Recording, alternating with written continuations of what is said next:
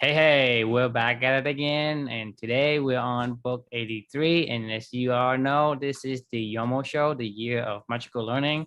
For those of you who are new, hit subscribe and hit the bells and all that other YouTube stuff. If you want to continue to follow us. But we have book 83 today, and I think Chris might like this one. Yeah, yeah, I do. Yeah, this one's. I don't know if I want to call this one a special book, but I think I know why you're saying that. I think the reflection aligns with one of your core values. So the book today that we're going to be talking about is it's a book called Never Quit by the author Glen Cunningham. Do you know who that is? Do you have any idea who Glen Cunningham is? No, haven't heard of him. So this is an autobiography by a guy named Glen Cunningham. He was a record-breaking track star in the 1930s. So he was an Olympian. He was one of the world's fastest miler runners back in the 1930s. He has a really interesting story where he was actually really severely burned in a schoolhouse fire as a kid, like really severely burned. Like his whole body was burned bad. He almost died. His brother died in the schoolhouse fire as well. And I think he ran home. The story is about like his life and his own autobiography of his childhood, surviving that, having his brother pass away, all that he went through to recover. And the only reason he ended up starting to run, ironically, was because it hurt so bad to walk. When he could finally get out of the bed after like 3 or 4 months of burns healing, it just hurt so bad to take every step. And for some weird reason, running felt a little bit better than walking. So he would run everywhere that he went. The compound effect took its place. And, obviously everything that he learned of enduring through that, he ended up becoming like an Olympian and overcame a lot of challenges of where he came from, which was like a really rural area and poverty, to become somebody that actually started like a youth camp. Like he bought like this ranch in retirement, and he would host these youth camps for troubled youth and things like that. So he kind of gave back in his own way later on. So it was an interesting biography, interesting story. The reason why I found this book in particular was because one of my personal core values is never quit. I was literally looking for a book that could align to that. I'd actually heard of this book through Darren Hardy on one of his daily mentoring Darren Dailies. It actually was really hard to find this book. This is probably the most expensive book that I've ever purchased. I think it was like $85 or something like that for this book, because I had to buy like, I don't think they print it anymore because it's a pretty old book. So this is kind of a special book that I found, I guess. I was excited to read it, and I'm happy I went through the story and learned about Glen's life in general.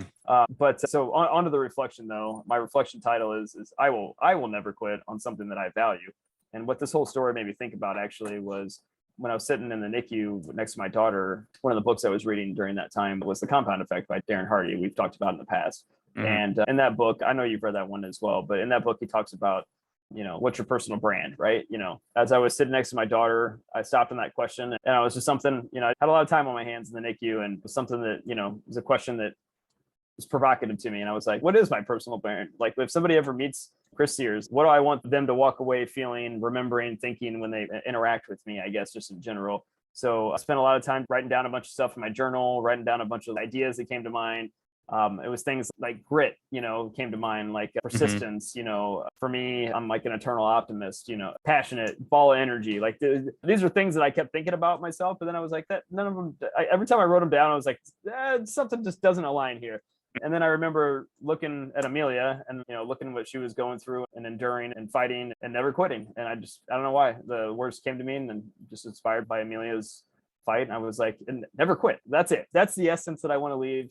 Anybody that ever encounters me someday is to know that, look, I'm never going to be the best at something. Like, that's not my goal. Balance is an important other core value of my life. But, once I start something, and once there's something that I found that I value in this world, like, I will never quit on it. And that is a personal promise that I've made to myself, to Amelia, to anybody else. And I'm making it publicly now. If there's something that I care about, I don't care what trials I have to go through, what I have to endure through. As long as it aligns to something that's important in my life, I'm going to keep pushing through, and I'm going to keep enduring. I'll never quit. So whether that's a personal relationship, whether that's a professional relationship, whether that's clubbing, whether it's other things, like any of my core values, those are things that I'm personally dedicating myself to and committing publicly, that I'm never going to give up on that. So the Glen story of somebody that I didn't really know a whole lot about, and listening to his kind of own I can't imagine event, and how he persevered and never quit, sparked that thought into me of never quitting in my own life and making that a part of my personal brand. I know that you and I have talked about this ad nauseum. It's actually now morphed into the clubbing of shared values of endure that we can talk about in a second here, which I actually really love, because never quit doesn't tell you the whole side of the story. But for the essence of this reflection. It's for me, like when I think of never quitting, I think of never quitting on something that I really value and care about. And that's all about Amelia, you know? So yeah, Right, I'd love to, right. I'll pause there and love to get your thoughts. Yeah, I really love the fact that you added the never quit on something I value, because I think if you stop at never quit, this is where you and I had a long, long debate about what that word means to each one of us. Agreed. And for me, you know, never quit could have a bad connotations. You know, never quit on things that is not it's not you, right? And so Right. to me, that's just, you know, senseless in terms of never quit. What purpose, right? And so I think the something I value added to that makes a whole lot more sense, because you know, never quit with something you value, that creates the more positive spin on it and takes it to the enduring. You endure for something that matters to you. Right. Yeah, And you so that brings persist. Right? We me, talked. You yeah, only persist with something you're passionate about. It doesn't. You can't separate the two. If you're passionate about something and you value it, you never quit. You persist. You right. endure. And so that brings me into the next step, which is what are the things that we value? The reason why I ask that question is because a lot of people that I've come across, you ask them that questions, they say, well, I have never thought about it. This is a wake-up call. I say, look, you got to take time out and figure it out and think for yourself. What is it that you really, really enjoy? What is it that you really, really value?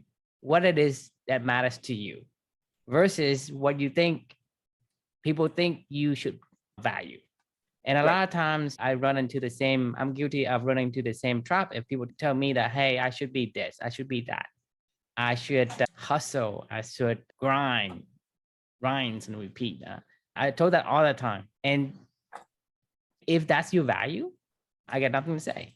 But for me, when I start to try to live up to that value that people say or society hinted that I should do, it doesn't quite sit with me. There's something that I don't really and can't embrace. It's like so only when you start to take time out and reflect on those, then you may find the values. Right. I'm not saying people don't, it's just people don't know it. Oh, everybody has stuff they value. They just don't know. Yeah, I agree with you. I would say the majority of people aren't aware of what that is. They haven't spent the time to become aware of it, you know, and to reflect into and that's a big you have to be it's the most aware. important step. It's the compass of your life, you know. If you don't have a compass, that's a big problem. If you do have a compass and it's the wrong compass, that's also a big problem, you know. Yeah. I like to think of the idea of the personal brand similar to the question that Viktor Frankl asks in A Man's Search for Meaning, of when he's talking about logotherapy after the concentration camp is through. And the question that he would always ask his patients, I think this was in Viktor Frankl's book, when he would like, close your eyes, imagine your own funeral, and imagine, you know, that's in the 7 Habits. That's right. Viktor Frankl did something similar with his patients as well. As like, right. You know, a lot like, of these guys borrow from one another. So think about your funeral and what do you want people to say? For me, that was a big catalyst to, I had happened to read 7 Habits before I read this book. And when I was in the NICU, they kind of went hand in hand with each other. It is something to really think about, of like, what is the lasting impression you want somebody to have when knowing to experience your being with them in the world and then beyond. It's like, when I'm gone, I'm still never going to quit on my values. Like, I mean, this is why I'm leaving. I'm trying to leave a legacy while I'm here of things that'll endure beyond and carry forth. You know, maybe I can't physically do it, but that doesn't mean that the stuff that I value still won't be persisting and enduring and hopefully never quitting, you know, and the people that take up that flag. So like, it's an important question. So I'm actually kind of curious. Have you ever taken the time and thought about this one of like, I've never asked you this before. What's the personal brand for True? My personal brand is, I like people to think of me as a person who is carefree. I don't care what people think. I do what I think is right. And I'm that person that, you know, very strong will in terms of finding his own path. I don't really care if I make a fool of myself. I used to, because I was conditioned to, but now that I know my values more, I do things because I think I should do. I think it's right to do, and I do them. And when I pass on, I want people to think of me as that guy. To me, it's very valuable to be able to do what you want, whenever you want, any way you want it. To me, that's something I'm striving for. And I don't want like no like characteristic of, hey, he's helpful or he's, you know, for me, those titles that I just told you about, I would have cared before I found my core values, because that's what I was told I should be. But now people could say, hey, he's useless. Okay, I don't care. That's your opinion. That's fine. You can do whatever you want to do. If you think that, for me, for example, I don't drink coffee. People say coffee is good. Okay, it's good for you. That's fine. Drink coffee. I'm not going to oppose to it, but I decided to quit coffee, for example. I don't drink alcohol, right? People say, well, what's the point of living if you don't drink alcohol? Well, if that's what you want to do, then you do that. Right. If it aligns to what you care about. So I don't. So for me, is regardless, because I know my core values, peer pressure doesn't work that well on me. Right. Because I will refuse to do whatever I don't think it's good. The only way you get to me from me doing it, you have to try to convince me, persuade me in some way, which is like what you do most of the time. You don't forcibly, tell me to do something, but you have a way of make me understand your point of view. And that's the only way to get to me. And I'm that kind of person, and I would love it that when I pass on from this world, that's what people see of me. That's the true person I want to exude. I want people to see that now and when I pass away. Love it. Yeah, I agree. I mean, I think that the thing that you and I are most aligned on around how we want to live our life, whether or not we have a different brand or, image in our head of, what the rest of our lives look like and what the impression we want to leave with others. I think what we're both aligned on, and 100%, is we want the ability to choose whatever that is, and I think that's the big key. That's really this whole entire search for this whole entire year of magical learning is choosing the path that you want to live, and understanding why you chose that path.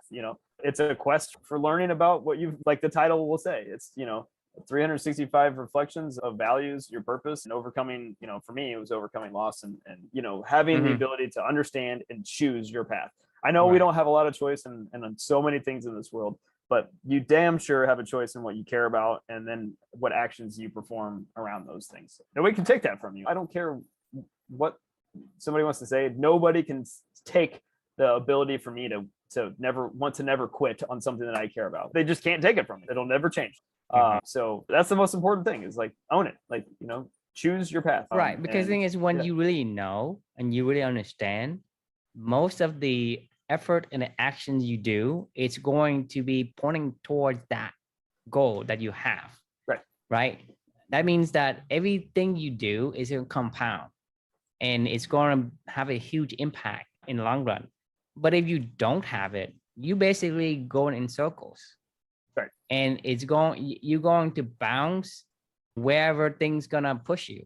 So if you have a goal, and to me, the biggest and the most important ingredient is understanding it, understanding that your core values and the ability to choose it is going to create a much, like we talked about yesterday, if you know your values and you're passionate about something, the things you do may seem hard for other people, but for you, it's easy. It's effortless. Yeah. I mean, it's fun. Like it's.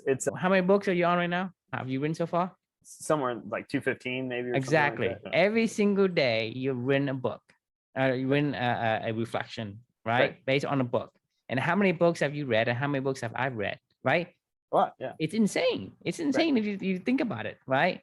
And that's what I'm saying is, for us, it's not like we put a lot of effort into it. We just say, hey, we're just gonna pick up a book, right? Read for 30 minutes to an hour or whatever every day, and look at where it takes us. I mean, I'm not like, okay, my only job is to go to the library and read all day. If that was my job, I would hate it. I mean, if you actually made that my job, I would hate it, because I'd be like, look, you're telling me what to do. I'm done for the day. Like, but I think about people would think that you would have to have that as a full-time job to get to this amount of accumulations. Right. But the point I'm trying to make is we're not doing that at all. That's just a little blip in our day. Right. And so if you had a goal and you understand what your goals are, whatever you do is going to add to that compound effect. And you're going to be surprised the end benefit. You're going to amass something huge that you could be surprised on, that it's going to come to that amount. And so having and understanding is the biggest part, and then having the ability to choose it, right? to me makes it so much easier to. 1,000% agreed. I guess that's it for today, and we will resume our next episode tomorrow. Looking forward to connecting with everybody, and something to think about for yourself is what's your personal brand and what's the lasting legacy you want to leave on others when you meet them. Love to hear about it. Comment in the comments, and we'll talk to you tomorrow. Ciao.